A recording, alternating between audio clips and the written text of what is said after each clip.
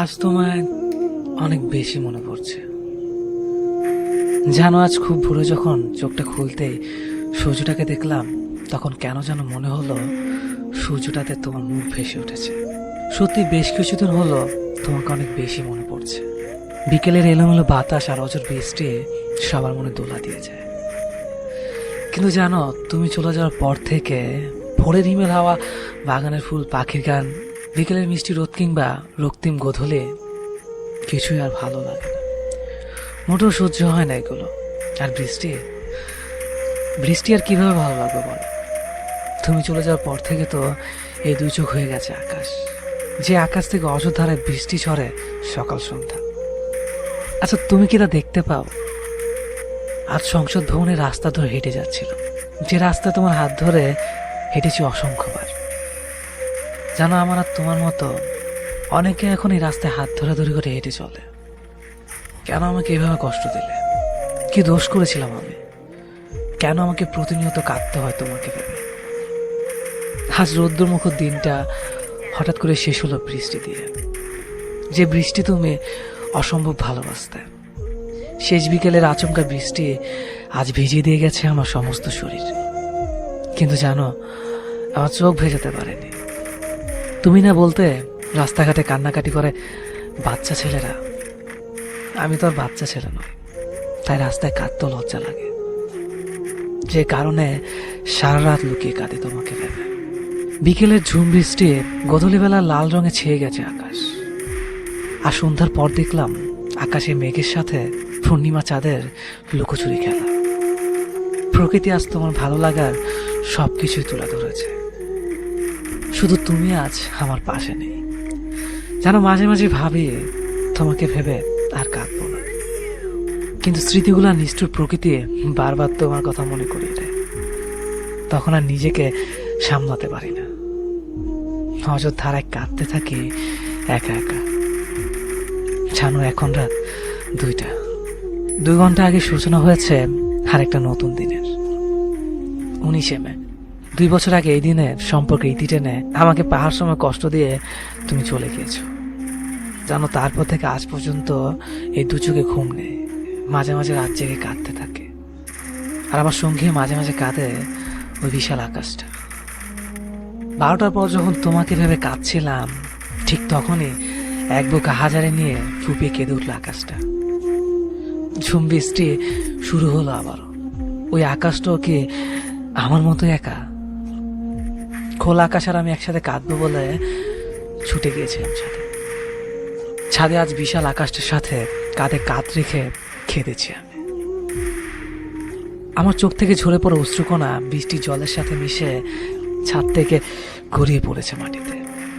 আমাকে এক বুক কষ্ট দিয়ে যে মাটিতে অনেক সুখে ঘুমিয়ে আছো তুমি, কেন আমাকে এভাবে একা রেখে চলে গিয়েছো সেদিন? তবে কেন ভালোবেসেছিলে? কেন বলেছিলে সারা জীবন একসাথে থাকবে? তোমার কিছু সুখ স্মৃতি নিয়ে আজও বেঁচে আছি লাশ হয়ে। মাঝে মাঝে তারাদের সাথে এখন কথা বলে। জানো, তারারা বলে তুমি নাকি আবারও ফিরে আসবে। জানো, তুমি না জীবনটা আজ ধ্বংসের অনেক কাছাকাছি। নিজেকে আর কারো কাছে প্রমাণ করতে ইচ্ছে করে না। জানো, মা কি বলে? মা বলে আমি নাকি একটা মরমের জন্য নিজের জীবনটাকে নষ্ট করে ফেলেছি। আচ্ছা, তুমি বলো, ভালোবাসা কি কখনো মরে? জানো, তোমাকে এখনো অনেক ভালোবাসি, অনেকটা পাগলের মতো। যেদিন তুমি শেষ বিদের সাজে সেজেছিলে, সেদিন তোমাকে অসম্ভব সুন্দর লাগছিল। কিন্তু সবাই আমার সাথে প্রচন্ড খারাপ ব্যবহার করেছিল সেদিন। কেউ আমাকে তোমার মুখটা দেখতে দিচ্ছিল না। শুধু তারা বলছিল মৃত মহিলার মুখ নাকি পরপুরুষকে দেখানো উচিত না। আচ্ছা, তুমি বলো, আমি কি পরপুরুষ? 5 ঘন্টা আগে খাটিয়ে ঘুমিয়ে থাকা মেয়েটির সবচেয়ে আপন যে এই ছেলেটাই ছিল, তা বলার মতো সেদিন কোনো লোকই ছিল না। অনেক কাকতি মিনতির পর দেখেছিলাম তোমাকে। তোমার ঠোঁটের কোণে আগে সেই চিরচেনা হাসিটা সেদিনও ছিল। বারবার কেন যেন মনে হচ্ছিল তুমি চোখ খুলে তাকাবে, আমাকে কাছে ডেকে জড়িয়ে ধরবে। সেদিন তুমি অনেক নিষ্ঠুর ছিলে। পাগলের মতো সেদিন অপেক্ষা করেছিলাম তোমার ডাকের আশায়। ভুলে গিয়েছিলাম যে ওপারে চলে গেলে কেউ আর ফিরে আসে না। যেন এখনো মাঝে মাঝে মনে হয় আমি যেন ঘুমিয়ে আছি, আর যা কিছু হচ্ছে এগুলো সব দুঃস্বপ্ন।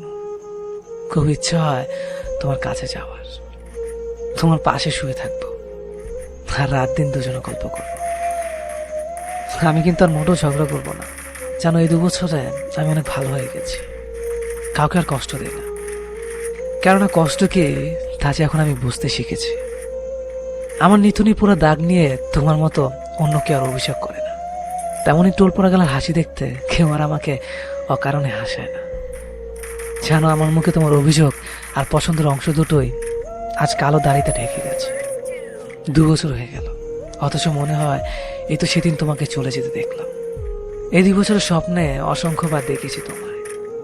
কখনো মুখ ভরা হাসি নিয়ে এসেছ, আবার কখনো মুখ ভার করে। কিন্তু যখনই স্পর্শ করতে চেয়েছি তখনই চলে গেছ আমাকে কাঁদে। কেন ওইভাবে কষ্ট দেওয়া আমার? আমি সত্যি আর সইতে পারি না। লোকে বলে মানুষ নাকি মৃত্যুর পূর্বে তার প্রিয় মৃত মানুষগুলোকে স্বপ্ন দেখতে পায়।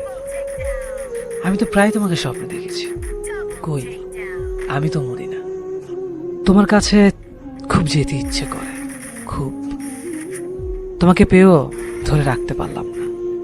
নিজেকে আমার খুব ব্যর্থ মনে হয়। আমরা দুজন দুজনকে চাইলেও বিধাতা আমাদের চায়নি। বিধাতার এই চাওয়াটা কি শুধু দুনিয়ার জন্যই ছিল? প্রভু পরকাল স্বর্গ নরক যদি সত্যি হয়, তাহলে তোমাকে হয়তো একদিন পাবো, যে পাওয়াটা হবে চিরকালের জন্য, যাতে থাকবে না হারানোর ভয়। তোমাকে এখনো অনেক ভালোবাসি, হ্যাঁ সত্যি অনেক ভালোবাসি তোমাকে। চলে যাব এই জগতে মায়া ত্যাগ করে এক অন্ধকার ভরা করে, যে ঘরে আমি বাদে কেউ থাকবে না, থাকবে শুধু আমার নিস্তব্ধ আর একাকিত্ব, যেখানে আমি কোনো নিঃশ্বাস নিব না। শুধু নির্বাক হয়ে চিরনিদ্রায় আমার নিথর দেহটা ঘুমিয়ে থাকবে। কখনো সেই দেহটা জাগবে না, কখনো প্রাণ খুলে হাসবে না, কখনো কাঁদবে না, শুধু নিশ্চুপ হয়ে থাকবে। যেদিন সবার থেকে বিদায় নিব, ছাড়বো এই পৃথিবী, ভাঙবে সব বন্ধনা, নিরুদ্দেশ হব এক না ফেরার দেশে, যেখানে আমি থাকবো এক নতুন অধিবাসী হয়ে। ভুলে যাব সেদিন দুনিয়ার সব কিছু, কিছুই মনে থাকবে না। জীবনের চিরস্মরণীয় সব মুহূর্ত রয়ে যাবে স্মৃতির পাতায়। সেদিন থেকে অস্তিত্ব বলে কিছু আর থাকবে না। পৃথিবীতে পরিচয় থাকবে শুধু এক গত হয়ে যাওয়া মানুষ হিসেবে। হাত ঠাঁই পাবে আমার ছবি কোনো এক দেয়ালের ছবির ফ্রেমে। সময়ের সাথে সাথে আমাকে ভুলতে শুরু করবে। কারো কাছে স্মরণীয় থাকবো তার স্মৃতির মাঝে। সেদিনকে একবার ডাকলেও সাড়া দেওয়া সম্ভব হবে না। কারো কাছে কয়েকটা শব্দ বিনিময় করার ক্ষমতাটাও থাকবে না। কারণ শরীর থেকে আত্মাটা যখন নিজের সম্পূর্ণ বিচ্ছিন্ন করবে, সাথে সাথে এই ধরনের মাঝে থমকে যাব, আর নিজের নামটা আর থাকবে না, লাশ বলে গণ্য হবে। মাটির নিচে সে আধার ঘরে এক অসহনীয় যন্ত্রণায় থাকবে নিথর দেহটা। হাজার আর্তনাদ করবে কিন্তু শুনতে পাবে না কেউ। ধীরে ধীরে সম্পূর্ণ শরীরটা হারিয়ে যাবে মাটির সাথে, আর সবকিছুই ধূলিসাৎ হয়ে যাবে। আমি রইব শুধু একটা মৃত মানুষ হিসেবে। চাইলেও কেউ মৃত্যু থেকে বাঁচাতে পারবে না। হঠাৎ করে সবার মতো একদিন আমিও চলে যাব এই পৃথিবীর মায়া ছেড়ে। চলে যাব একটু অন্ধকার ঘরে, যেখানে থাকবো শুধু আমি আর আমার একাকিত্ব। চলে যাব আমার আপন আর প্রিয় মানুষদের কাঁদিয়ে না ফেরার দেশে, যেখান থেকে কখনোই কেউ ফিরেনি আর ফিরবেও না। বন্দী হয়ে যাব আমি একটি ঘরে, যে ঘরে থাকবে না কোনো দরজা বা জানালা, শুধু থাকবে কালো অন্ধকার। হয়তো আমি চিৎকার করে সবাইকে ডাকবো, কিন্তু সে ঘর থেকে আমার আওয়াজ বাহির হবে না। কারণ তখন আমি আর এই পৃথিবীর মানুষ না, আমি শুধু একজন অন্ধকার ঘরের বাসিন্দা। তখন আমার সবকিছু সীমাবদ্ধ হয়ে যাবে। চাইলেও মনের কথাগুলো আর কারো কাছে শেয়ার করতে পারবো না, কারণ আমি তখন একটি দরজা জানলাহীন খাঁচায় বন্দি থাকবো। এটাই সত্যি, আমি একদিন চলে যাব সবাইকে কাঁদিয়ে। রয়ে যাবে হয়তো আমার কিছু স্মৃতি, আর সেই স্মৃতিগুলোর মাঝে কেউ খুঁজবে আমাকে, কেউ বা ঘৃণা করে দূরে ঠেলে দেবে আমায়। আর ওপার থেকে এগুলো দেখবো আমি, কিন্তু কিছু বলতে পারবো না, কারণ আমি হয়ে যাব একজন বোবা মানুষ। শুধু দেখতে পারবো, কিন্তু কিছু বলতে বা করতে পারবো না। কে কখন কোথায় মরে যাব কেউ জানি না। কারো মনে কষ্ট দিয়ে থাকলে সরি, আমাকে ক্ষমা করে দেবেন। মানুষ বলতেই ভুল হয়, ক্ষমা না করলে মরে গেলেও শান্তি পাবো না। ধন্যবাদ সবাইকে।